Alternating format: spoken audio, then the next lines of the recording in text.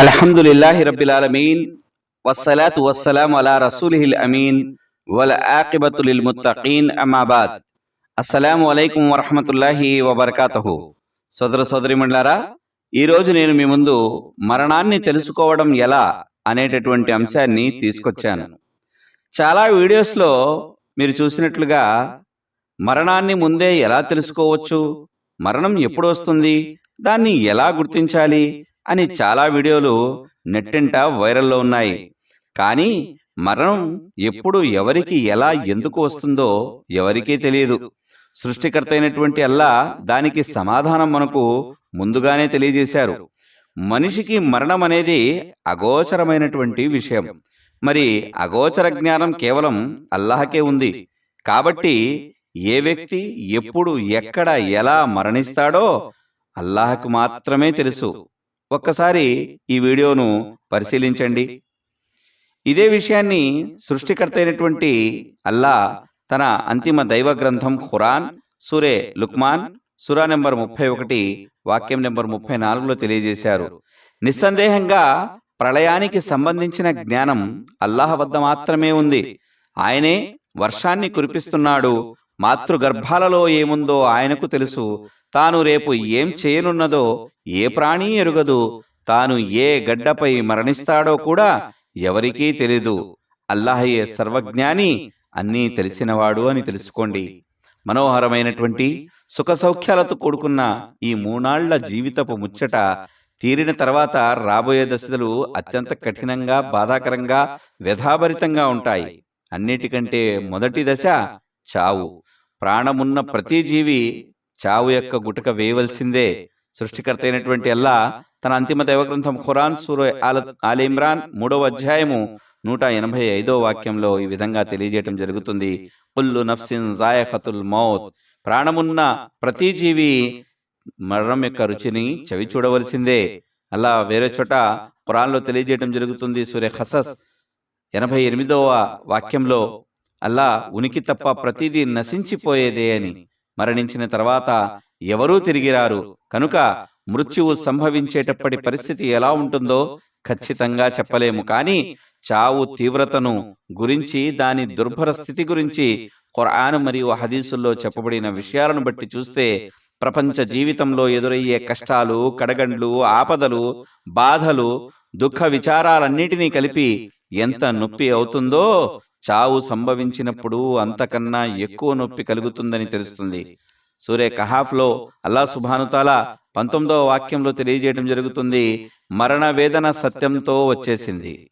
వజాఅత్ సక్రతుల్ మౌతి bill Haq. అంటే ఇక్కడ సత్యం అంటే సమాధి జీవితానికి సంబంధించిన వాస్తవాలు, నిజాలు. మరణాంతరం మనిషికి దైవదూతలు కనిపిస్తారు. తాను శిక్షకు గురికానున్న అన్నాడో లేక పుణ్యఫలం అనుభవించనున్నాడో అతనికి నమ్మకంగా తెలిసిపోతుంది. చావు తీవ్రతను, దాని దుర్భర స్థితిని ప్రస్తావిస్తూ సృష్టికర్త అయినటువంటి అల్లా తన అంతిమ దైవగ్రంథం ఖురాన్ సూరే ఖియామాలో ఈ విధంగా తెలియజేస్తున్నారు.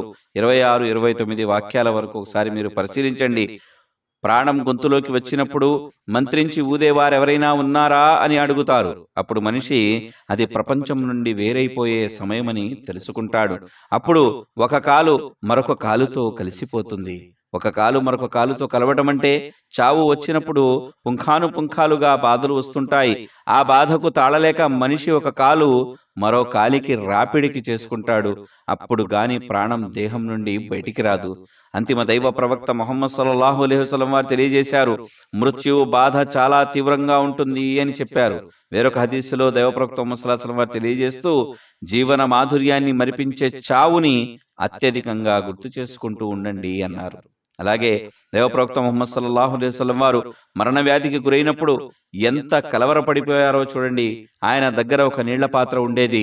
అందులో ఆయన మాటి మాటికి చేతులు ముంచేవారు. తడి చేతులతో ముఖం తుడుచుకుంటూ ఉండేవారు. కాసేపు ముఖం మీద దుప్పటి కప్పుకునేవారు. తర్వాత ఒక్కసారిగా దుప్పటి తీసి చూసేవారు. మృత్యువు బాధ తీవ్రమై నిస్పృహ ఆవహించినప్పుడు ముఖం మీద చెమటలు తుడుచుకుంటూ సుబ్హానల్లా ఇన్న లిల్ మౌతి లసకరతిన్. సుబ్హానల్లా, చావు నొప్పులు చాలా తీవ్రంగా ఉన్నాయి అనేవారు. దైవ ప్రవక్త మరణ బాధ అనుభవిస్తుండగా కళ్ళారా చూసిన నేను ఇంకెవరి మరణ బాధను తప్పుగా భావించను అని హజరత్ ఆయిషా రదియల్లాహు తాలా అన్హా అభిప్రాయపడ్డారు. జీవితపు చరమ ఘడియల్లో దైవ ప్రవక్త సల్లల్లాహు అలైహి వసల్లం మాటల్లో నత్తి కూడా వచ్చింది. ఈజిప్టు విజేత అమ్ర్ బిన్ ఆస్ రదియల్లాహు తాలా అన్హు తాను బ్రతికి ఉన్నప్పుడు మరణించే సమయంలో స్పృహ తెలివి ఉండి కూడా మరణ పరిస్థితిని వివరించని వారిని చూస్తే నాకు ఆశ్చర్యమేస్తుంది అని తరచూ అంటుండేవారు. కానీ ఆ తర్వాత తనే మృత్యువు దరికి చేరుకున్నప్పుడు అబ్దుల్లా బిన్ అబ్బాస్ రదియల్లాహు తాలా అన్హు వారు ఆయన మాట గుర్తు చేశారు. అప్పుడు అమ్ర్ రదియల్లాహు తాలా అన్హు వారు ఓ వేడి నిట్టూర్పు విడిచి ఇలా చెప్పనారంభించారు: మరణ బాధ వర్ణించరానిది. ఒక విషయం మాత్రం చెప్పగలను. ఇప్పుడు నాకు ఆకాశం విరిగి భూమి మీద పడినట్లు, నేను వాటి మధ్య నలిగిపోతున్నట్లు అనిపిస్తుంది. నా మెడ మీద పెద్ద పర్వతం ఉన్నట్లుంది. కడుపులో ఖర్జూరపు ముళ్ళు నింపినట్లుంది. శ్వాస సూది రంధ్రం గుండా పోతుందా అన్నంత కఠినంగా ఉంది నా పరిస్థితి అన్నారు. హజరత్ షద్దాద్ బిన్ ఔస్ రదియల్లాహు తాలా అన్హు ఇలా అంటున్నారు: మృత్యువు ఘడియ ప్రపంచం పరలోకంలోని బాధలన్నిటికంటే తీవ్రంగా ఉంటుంది. అది రంపపు కోత కన్నా బాధాకరంగా, కత్తెరల కత్తిరింపుల కన్నా నొప్పిగా, కుండల ఉడుకుదనం కన్నా తీవ్రంగా ఉంటుంది. మరణించిన వాడు గనక ఒకసారి బ్రతికి మరణ బాధ ఎలా ఉంటుందో ప్రజలకు వివరిస్తే ఇక వారికి సుఖము ఉండదు, నిద్ర ఉండదు అన్నారు. అలాగే దైవ ప్రవక్త ముహమ్మద్ సల్లల్లాహు అలైహి వసల్లం వారు హదీస్లో తెలియజేస్తున్నారు: అల్లాహుమ్మ హవ్విన్ అలయల్ మౌత్, ఓ అల్లా నా మరణ బాధలోని తీవ్రతను తగ్గించు. దైవ ప్రవక్త ముహమ్మద్ సల్లల్లాహు అలైహి వసల్లం వారు అవిశ్వాసికి వేరు మరణ పరిస్థితులను వివరించారు. కాబట్టి సోదరులారా, సోదరిమణులారా, మరణం అనేది సత్యము.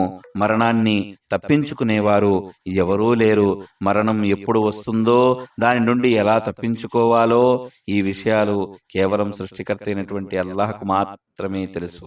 ఎందుకంటే మరణాన్ని ఇచ్చేవాడు ఆయనే, మరణం ఒకవేళ వచ్చినా దాని నుండి తప్పించేవాడు ఆయనే. కాబట్టి ఇక్కడ మరణాన్ని మనం తెలుసుకోవటం ఎలా అనేటటువంటి ఈ అంశాన్ని గనక మనం పరిశీలిస్తే మరణాన్ని మనం తెలుసుకోలేము. మరణం ఎప్పుడు వస్తుందో మనం దాన్ని గుర్తించలేము.